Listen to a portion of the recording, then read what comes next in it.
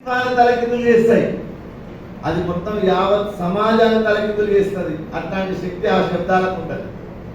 ఆ శబ్దం ఏమిటంటే నా కులం, మన కులం, మనదే కులం, మనమే కులం అని నూరిపోసేటటువంటి మనస్తత్వం పేరే కులతత్వం. కులం అనేది ఎప్పుడు పుట్టింది, ఎలా పుట్టింది, ఎందుకు పుట్టింది, దీనికి ఒక ప్రత్యేకమైనటువంటి పుస్తకాలని రాసుకొని వచ్చి మీ ముందు పెట్టే వాళ్ళు ఎవరు లేరు. సమాజంలో అనేక రకాలైనటువంటి వ్యవస్థలు ఉన్నప్పుడు ఆ వ్యవస్థలను నడిపించడానికి రకరకాలైన ఉపాయాలు వస్తూ ఉంటాయి. మనందరినీ ప్రధానంగా 3-4 విమర్శలు హిందువు అని మనం అనగానే ఇది హిందూ ధర్మం కాదు, సనాతన ధర్మం కాదు, దీంట్లో ఉన్నదంతా కుల వ్యవస్థనే. కులం యొక్క నిచ్చెన మెట్ల మీదనే ఈ హిందూ ధర్మం, మీరు చెప్పేటటువంటి జై శ్రీరాములు, మీరు చెప్పేటటువంటి భారత మాతలన్నీ నిర్మాణమై ఉన్నాయి. ఈ కులాల యొక్క సమూహమే మిమ్మల్ని అందరినీ మతతత్వవాదులుగా మార్చిందని దేశంలో ఉండేటటువంటి అనేక మంది మన మీద బురద మొత్తం, హిందూ మహాసముద్రంలో ఉండే బురద మొత్తం మన తల మీద వేస్తూ ఉంటారు. దానికి మనకు ఒక స్పష్టత ఉండాలి, మనకు ఒక అవగాహన ఉండాలి. దాని మీద ఎప్పుడు చెప్తూ ఉంటారు, ఇచ్చట తాజా చేపలు అమ్మబడునని ఒకటి బోర్డు పెట్టాడు. ఒక పెద్ద మనిషి వచ్చి అడిగినాడు, ఏమైనా నువ్వు ఇచ్చట కాకపోతే అచ్చట అమ్ముతున్నావా, బోర్డు మీద ఇచ్చట అనేది రాసినావు అన్నాడు. వాడు రంగు తీసుకొచ్చి మంత్రం ఇచ్చట చెప్పేశాడు. దాని మీద తాజా చేపలు అమ్మబడునని మిగిలింది. ఇంకోటి అన్నాడు, నువ్వు తాజా అమ్మకపోతే నిన్నటి మొన్నటి అమ్మితే కొనుక్కోనికి మేమైనా తెలివి తక్కువలమా, తాజా ఎందుకు రాసినాం అన్నాడు. వాడు తాజా కూడా చెప్పేశాడు. ఆఖరి దానిపైన చేపలు అమ్మబడునని మిగిలింది. ఇంకో పెద్ద మనిషి వచ్చి అన్నాడు, చేపల కంపు కిలోమీటర్ వస్తుంది, దాని మీద ప్రత్యేకంగా రాయాలి అంటే వాడు చేపలు కూడా చెప్పేసి ఆఖరి దాని మీద అమ్మబడు మిగిలింది. సత్యనారాయణ గారు వచ్చి అన్నారు, ఈ బోర్డు ఎంత అమ్ముతామని అన్నాడు. చాలా సార్లు మన యొక్క అజ్ఞానం మనకి ఇట్లాంటి ఒక దురదృష్టాన్ని కలిగిస్తుంది. కాబట్టి మనకు దీని మీద ఒక స్పష్టత ఉండాలి. ఉదాహరణ, ఇప్పుడు అందరం కులం కులం అంటున్నాం. కుల సంఘాలు ఉన్నాయి. కులం వద్దని ఒకడు, కావాలని ఒకడు, మా కుల సంఘానికి ఎందుకు ఫలాన్ని చేయట్లేదని ఒకడు, లేదా మా కులం వాళ్ళకి ఎందుకు సీట్ ఇవ్వలేదని ఒకరు, లేదా ఫలానా కులం వాళ్ళకి ఎక్కిస్తున్నారని ఒకరు. ఇట్లాంటి సంఘర్షణ అంతా మనం సమాజంలో చూస్తూ ఉన్నాం. ఆ టీవీలలో డిబేట్లు చూసినా, వాట్సాప్లలో మెసేజ్లు చూసినా, ఆఖరి భోజనాలు కులమున్న భోజనాలైనవి, కులం పూజలైనవి.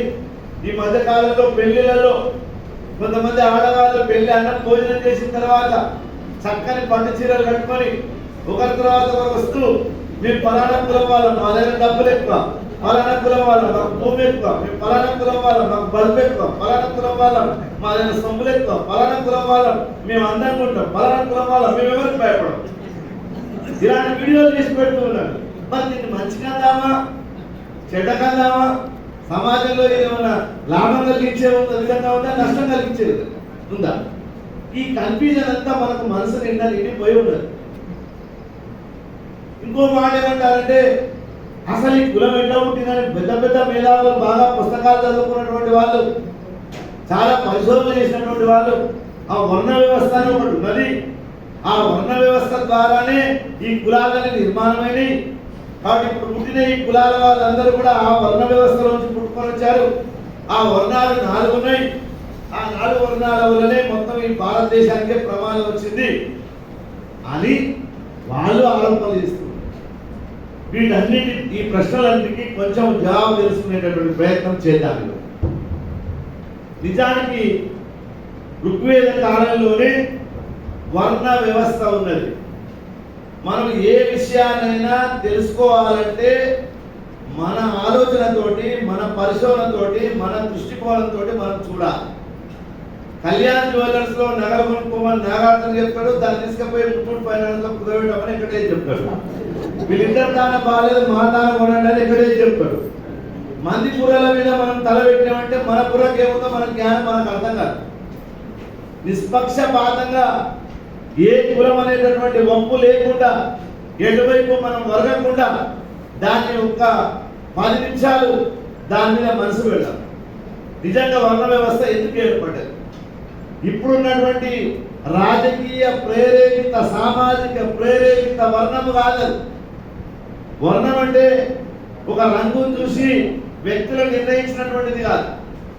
వర్ణం అంటే కులము కాదు. వర్ణం అంటే మనం ఇవ్వాలనుకుంటున్నటువంటి CA ST ఈ క్యాస్ట్ కాదు. వర్ణం అంటే క్లాస్, CLASS, దాని శ్రేణి అంటారు. ఆ శ్రేణికి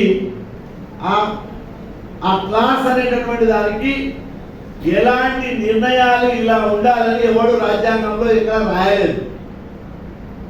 ఉదాహరణ, ఇవాళ క్లాస్ లేదనుకుంటున్నారా?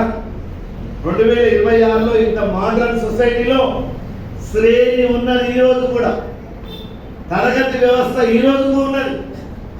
ఫర్ ఎగ్జాంపుల్, ఇంత ఆధునిక దేశాలని చెప్పబడేటటువంటి UK, ఫ్రాన్స్, US లాంటి దేశాలలో వైట్ కాలర్ బ్లూ కాలర్ అంటున్నారా లేదా? మరి వైట్ కాలర్ అంటే ఏంటి, బ్లూ కాలర్ అంటే ఏంటి? వైట్ కాలర్ అంటే కాలర్ నలగకుండా చెమట పట్టకుండా పైసలు సంపాదించుకోడు. బ్లూ కాలర్ అంటే కాయ కష్టం చేసేవాడు. మరి వాళ్ళు ఎట్లా విడుదల చేసుకున్నారు? మరి నెల్సన్ మండేలా అనే ఆయన నల్ల జాతి వాళ్ళ కోసం చాలా సంవత్సరాలు పోరాటం చేసి ఆయన జైల్లో ఉండి వచ్చిన తర్వాత అధ్యక్షుడు అయ్యాడు. ఎట్లా అయ్యాడు? ఒకవేళ రంగు ఆధారంగానే అక్కడ వివక్ష లేకపోతే నెల్సన్ మండేలా ఎందుకు పోరాటం చేశాడు? కాబట్టి ఇది అన్ని దేశాలలో క్లాస్ అనేది ఎప్పుడు ఉండదు. ఆ క్లాస్ అనేది ఎప్పుడు పోదు. అంతే. మీరు గచ్చిపోలి పోయి సాఫ్ట్వేర్ వాళ్ళని సాఫ్ట్వేర్ అంటే మనం ఏమనుకుంటాము, అందరూ కంప్యూటర్ చేత పట్టుకుని ఉంటారని అనుకుంటాం. కాదు కాదు కాదు. దాంట్లో IT సెక్టార్ వేరే, సాఫ్ట్వేర్ వాడు వేరే, హార్డ్వేర్ వాడు వేరే, దాంట్లో కూడా కంప్యూటర్ వాడు వేరే, వర్కింగ్ ఫెలో వేరే. ఎన్ని క్లాసులు అయినా చూడండి. ఎప్పుడు క్లాస్ అనేటటువంటిది విభజన అవుతూనే ఉంటుంది. దానికి ఏంటంటే ఎందుకోసం అది అవుతుందంటే ఒక సిస్టమ్ అనేటటువంటిది ఈజీ రన్నింగ్ కావడం కోసం, ఈజీ మూమెంట్ కోసం ఎప్పటికప్పుడు చిన్నపాటి విభజన జరుగుతుంది.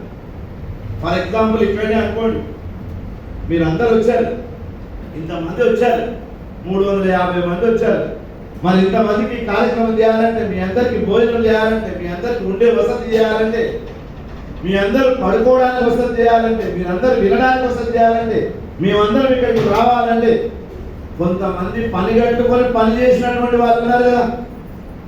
వాళ్ళకి ఎవరేమి ప్రత్యేకంగా మీరు నియుక్తులై ఉన్నారు భద్రాచలంలో ఒక 2 నెలల ముందు వెళ్ళి గుంజలు వాకని వాళ్ళకి ఎవరేం చెప్పలే. వాళ్ళంతకు వాళ్ళు సేవాభావంతో మేము వీళ్ళందరికీ జ్ఞానాన్ని అందించాలన్న దృక్పథంతో కొంతమంది పని చేయడానికి ముందు వచ్చారు. వాళ్ళు ఎప్పుడో 10 రోజుల ముందు వచ్చి పని చేస్తూ ఉన్నారు. వాళ్ళందరూ క్లాస్ అయ్యిందా లేదా? కొందరేంటి ఒక 2 సార్లు మీటింగ్కి వచ్చారు, ఇంకేమో చెప్తారు అక్కడ విందామని కొంచెం పని చేద్దామని వచ్చినటువంటి వాళ్ళంతా ఒక క్లాస్ అయిందా లేదా? ఇంకొంతమంది వాళ్ళతో పరిచయం ఉన్నటువంటి వాళ్ళు కొంచెం పని చేసే వాళ్ళు వచ్చారా లేదా? వాళ్ళతో క్లాస్ అయ్యారు. ఇంకో క్లాస్ ఉంది, వాళ్ళకి ఇవన్నీ ఏమి పడ్డవు, వచ్చామా వెళ్ళామా వెళ్ళిపోయామా. వాళ్ళ క్లాస్ అంటే ఈ క్లాస్ అనేది ఎవరు విభజన చేశాడు? ప్రసాద్ స్కేల్ తీసుకొని, పెన్ను తీసుకొని, నోట్బుక్ తీసుకొని ఎవరెవరు ఏ క్లాస్లో ఉండాలని రాసి పెట్టాడా? వాళ్ళ వాళ్ళ వ్యక్తిత్వాలను బట్టి వాళ్ళకందరికీ ఈ పనులు నియోగించబడి వాళ్ళు అలా ఉండడానికి నేర్చుకున్నాడు. అంతెందుకు మనమేంటాం ఒక చూడగానే వాళ్ళు అప్పర్ క్లాస్ అండి. ఏదో బాబాసాహెబ్ అంబేద్కర్ రాసిన రాజ్యాంగం అప్పర్ క్లాస్ ఉందా? అది మన రైలు డబ్బా upper class, lower class, middle class class అంటున్నావా లేదా? ఇంకా అది కూడా అంటే ఇంకా విచిత్రమైన మాటలు చెప్తుంటాం మనం. అంటాం వాళ్ళు లోయర్ మిడిల్ క్లాస్ అండి, వాళ్ళు అప్పర్ మిడిల్ క్లాస్ అండి. ఎన్ని విభజనలు చేస్తున్నాడు? Upper upper, lower lower, upper middle, upper lower. మనకి ఎన్ని కావాల్సిన ముక్కలు చేసుకుంటూ పోతాం. ఈ క్లాస్ అనేటటువంటి సిస్టము ప్రతి సమాజంలో ప్రపంచంలో అన్ని కాలాలలో అన్ని వేళల్లో ఉన్నది భవిష్యత్తులో ఉంటుంది. అది ఎందుకోసం ఉంటుందంటే ఏదైనా ఒక పనిని సులభతరం చేయడానికి అప్పటికప్పుడు నిర్ణయించుకున్నటువంటి ఒక సిస్టమ్. దాన్ని ఎవరు రాయరు. అయితే దాంట్లో ఇప్పుడు ఈ 10 మందికి ప్రియారిటీ ఇచ్చారు కదా ఇక్కడ. అట్లా చెప్పి వీళ్ళందరి మీద ద్వేషం లేదు. 10 మంది ఎవరైతే ముందుగా వచ్చి పని చేశారో వీళ్ళందరూ చాలా గొప్పవాళ్ళు, మిగతా వాళ్ళంతా చెడ్డవాళ్ళు అనేది లేదు. విభజన ఉంది ఇక్కడ, కానీ విద్వేషము లేదు. వాళ్ళ లోపల డివిజన్ ఉంది, కానీ డిఫరెన్స్ లేదు. వాళ్ళకు తేడా లేదు. వీళ్ళు ముందర కూర్చున్నారు కాబట్టి గొప్పవాళ్ళు, పైన కూర్చున్న వాళ్ళు గొప్పవాళ్ళు, కింద కూర్చున్న వాళ్ళు తక్కువ వాళ్ళు అనేటటువంటిది లేదు. ఇది బలవంతంగా నేర్పేది కాదు, బలవంతంగా భయపెట్టి తక్కువ అని ఎక్కువ అని చెప్పేది కాదు. ఒక కోళ్ళ ఫారం ఓనర్ మీటింగ్ పెట్టి కోళ్ళకి చెప్పినాడు, రేపు తెల్లారేసరికి 2 గుడ్లు పెట్టాలి మీరు. అన్ని భయపడి పెట్టినాడ. ఈయన మంత్రం చూస్తే ఒకటి మాత్రం పెట్టలేదు. దానికి సీరియస్ గా చూస్తారన్నాడ. అయ్యా నీకు భయపడి పెట్టాను కానీ ఒకటి పెట్టాను కానీ నేను పుంజునయ్యా అన్నాడు. ఎవరు ఈ ప్రపంచంలో భయపడి ఎవరు చేయడు. భయపడి క్లాస్ గా మారదు ఎవరు కూడా. ఒక వ్యక్తి ముందు కూర్చున్నాడంటే అంత మాత్రం ప్రియారిటీ లేదు. అందరూ ఒకటే, కానీ పని చేయడానికి అనుకూలంగా ఒక సిస్టమ్ ఏర్పడుతున్నాం. నిజంగా మన దేశంలో వర్ణ వ్యవస్థ ఇప్పుడు నేను చెప్పినటువంటి పద్ధతి ప్రకారంగానే వచ్చిందని నేను చెప్పడం కాదు, మహా పండితులు దాని మనసులోనే ఉంటారు. కానీ